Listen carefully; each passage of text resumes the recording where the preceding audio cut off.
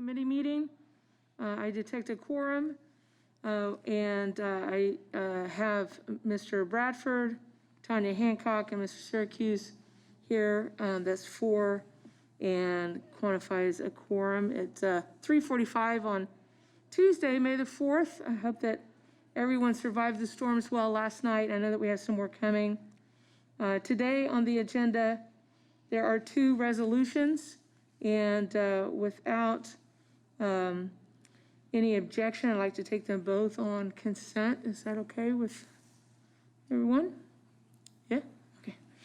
Resolution 2021-918, Taylor, Toombs, and Van Rees, approves an amendment to 2 of the Centennial Park Master Plan Support Grant from the Centennial Park Conservancy to the Metro Nashville Parks and Rec Department to support the implementation of the Centennial Park Master Plan.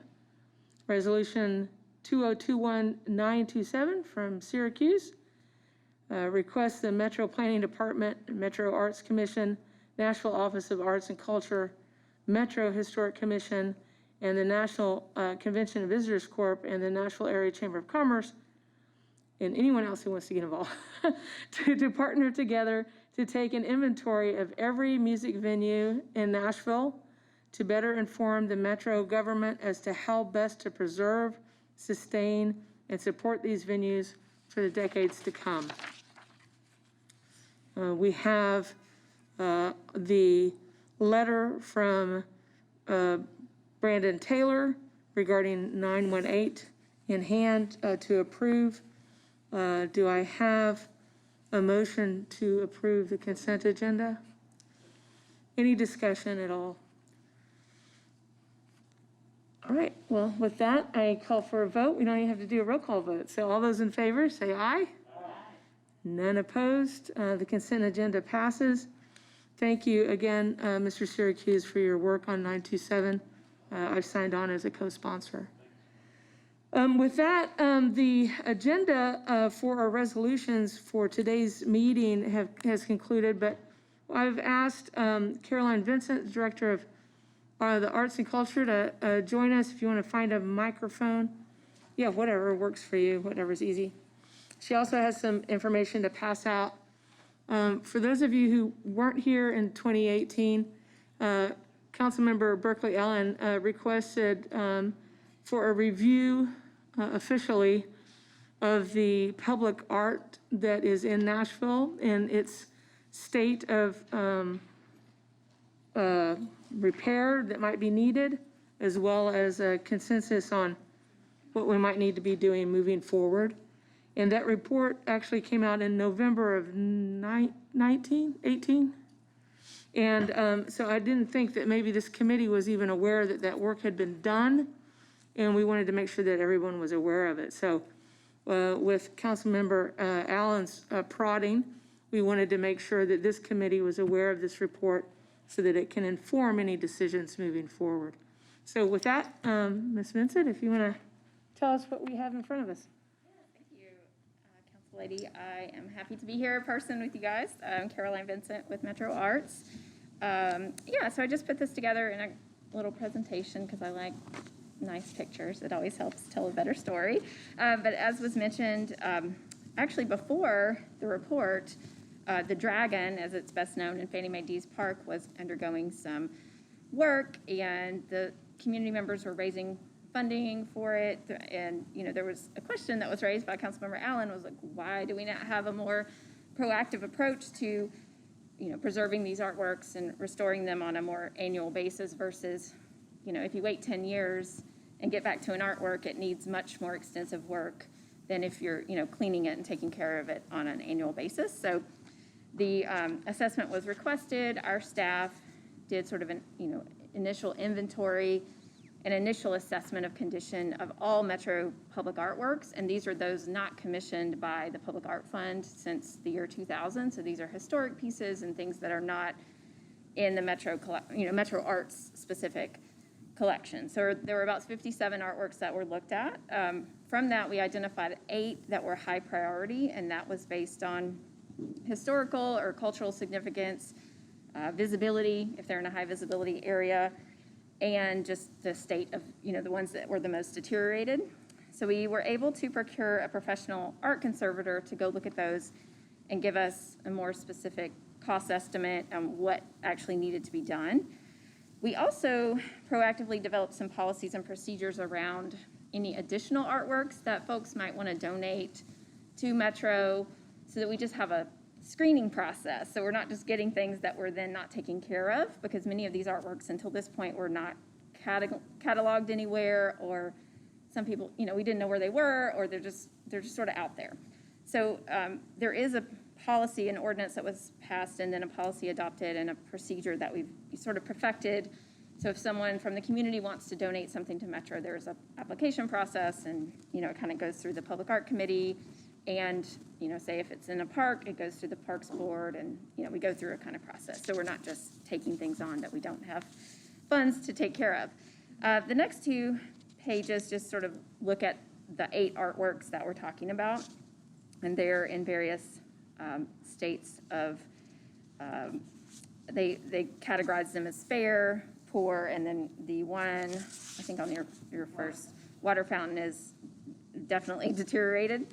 Just for folks that might just be getting the video, since we Sure. no longer have the PowerPoint presentation on the screen, we're talking about the carved glass windows at the Metro Courthouse, the founding of Nashville statue at Bicentennial Park, the water fountain shelter at Shelby, the Robertson Monument in Centennial, the Gold Star Monument also at Centennial, the Women's Building Monument in Centennial, the John Thomas Monument in Centennial, the Gunboat, Tennessee in Centennial Park.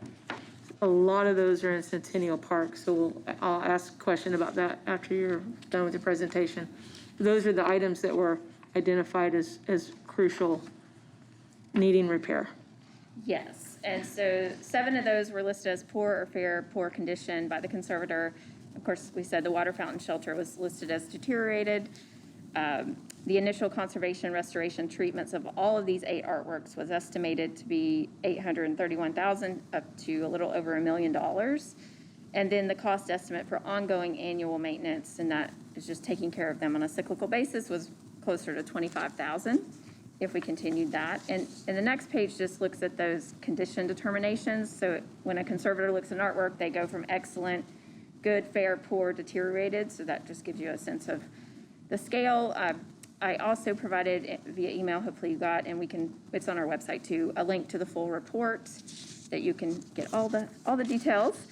And so the next steps are, the challenge with this is, Metro Arts doesn't specifically own these artworks. They're owned by other departments, we're all Metro, but many of them are, like you mentioned, in Metro Parks.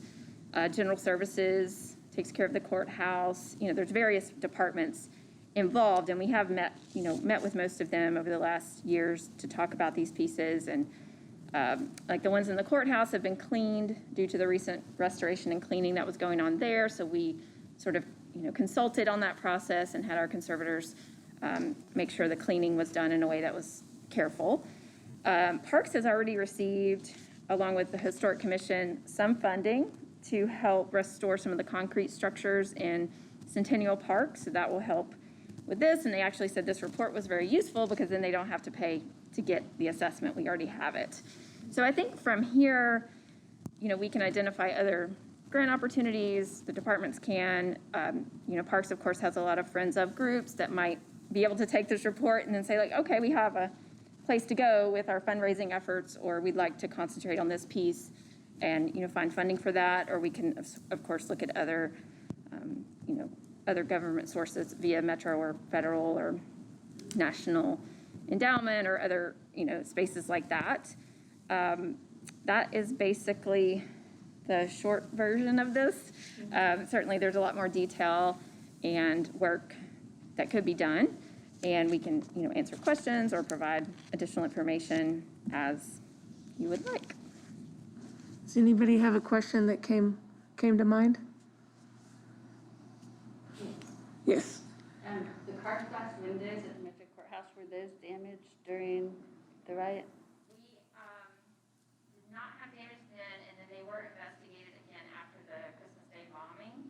any of the artworks that were sort of within that area were looked at, and they were not further damaged by either of those events. The other one, the columns by the elevators, there's a plaque, a concrete plaque that was damaged, and I don't know which incident it was damaged in. But it's, broken up into several pieces. Yeah, it's a good opportunity for us as a committee to kind of create a collaborative environment between Metro Historic, Parks, and Arts to make sure that any resources that are available, that we sort of channel them in the right way, because they can be overlooked, and it's one of our charges to make sure that they're not, right? So I have a question about some of our more modern structures in the Percent for Arts program, kind of what the policy is in regard to the upkeep on that and how those things are budgeted in, so that 100 years from now, in another room somewhere, someone trying to restore what we've just built. We have a maintenance program that's managed by Ann Leslie Owens, who's listed here. She does a lot of this work, and she's a public historian and is amazing. So she sort of looks at our whole collection, and we are sort of right now looking at a sort of strategic maintenance plan for those, because a lot of them over the last 20 years, they're starting to need work. So we have a plan for that, and then we typically request 4% funds to take care of those artworks. There are, and that's been a $25,000, $50,000 request that we sort of pull from that pool as needed. If it's something that's really large, that's over $5,000, it can be charged back to the percent fund. We don't love to do that because we want those funds to be used for new artworks, but it is possible to use the funds that way, and we do try to make sure we're taking care of everything, and certainly don't want it to get to a point where it's deteriorated or anything like that. Yes. So if we go to this link for the full report, does that cover every piece of art owned by Metro, including like anything hanging on walls in libraries and government buildings, or is it just statuary that are outdoor artwork? There's two reports. So the link where it says full report goes to the conservator's report of the 8 highest priority ones, and those are all sculptural, except for the glass. I mean, I guess you could consider that sculptural.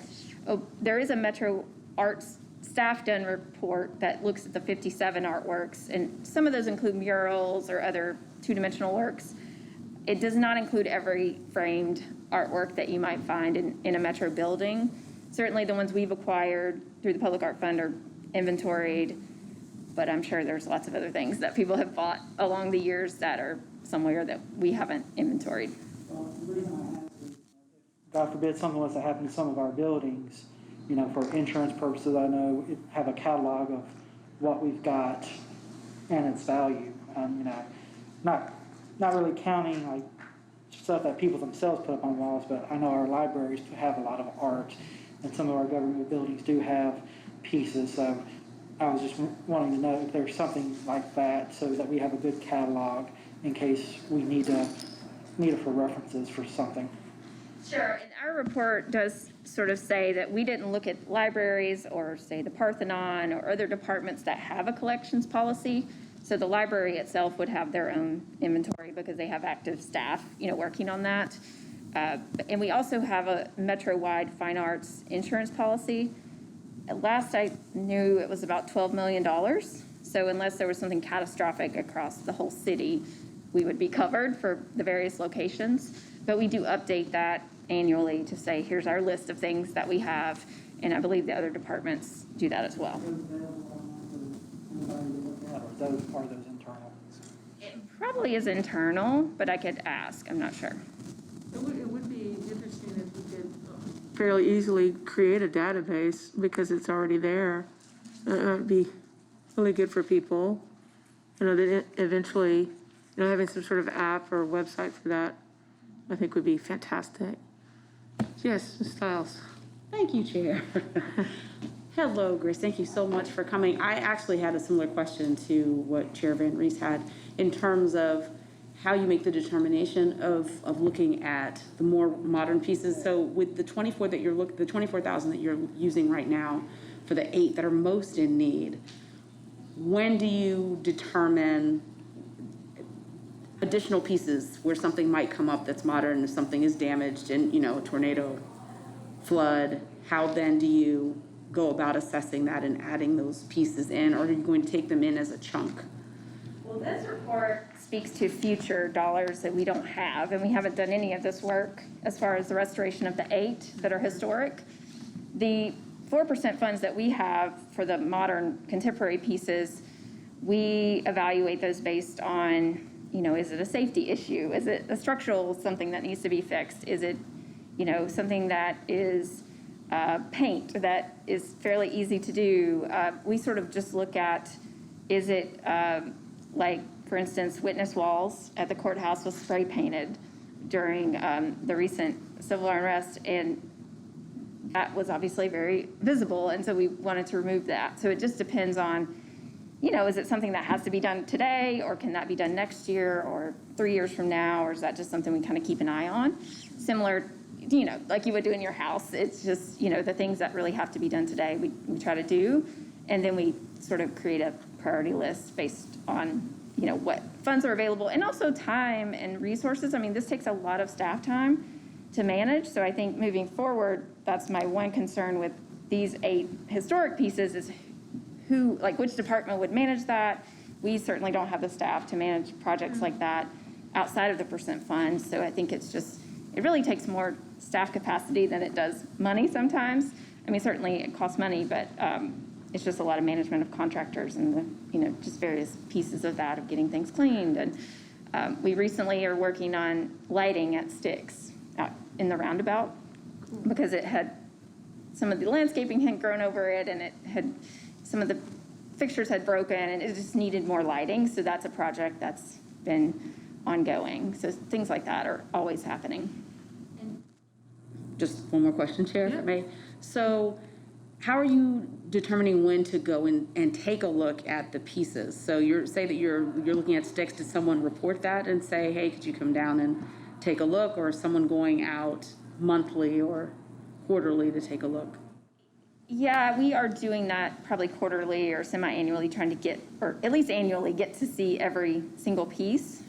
We probably have about 50 large-scale sculptural pieces, 50 or 60. So we are trying to get to those in some sort of regular basis. But then, of course, we respond if someone calls and says, hey, I noticed, Reflection is underwater, a couple weeks ago. So we just go look at it then. But we do have a schedule of just checking and making sure things are okay. Because, we have some that are out pretty far. We have collections that are part of the watermarks commemoration of the flood, and some of those are out on the Greenway, or they're just not on our regular route. So we do try to make sure staff are out looking at those, and sometimes we use interns for that in the summer to just sort of say, can you go out with this iPad and take some pictures and kind of take some notes on how things are doing. Is there a, are there, wow, yeah, all right. Just drop the mic on you. I think there are barcodes on some of the items, so people can make QR codes to be able to kind of see more about it. I wonder if there may be, I'm just kind of thinking outside the box, from the hub aspect, if I'm walking along the Greenway and I see a problem, if there was a place on the hub for me to tell somebody that goes to you guys to review it, but doesn't set the expectation that the next time they're on the walk, it'll be fixed, but just to get it in the queue. But then I wondered about the QR codes, if someone is that proactive about the work and they QR code it, that there's a box to check. If you're seeing any damage to this, please check here. That kind of thing might allow the people enjoying the art to actually participate in making sure that it's being viewed. That's just an idea out of the box. But I think it's extremely important. I did notice in the mayor's proposed budget that for 1 year, the 4% fund becomes a 5% fund, and that a lot of that money is being used in different ways in his budget. But I'd like to make sure that we understand how it is that you use it, so that it's not forgotten. So I think that's important for us to kind of keep in mind. Cool. Is there any other questions? Thank you for the report. We'll share the link and try to make sure everyone is aware of the importance of keeping our public art beautiful, both stuff from 100 years ago and things that were just planted a couple years ago. So thank you for that. And with that, this committee meeting is adjourned.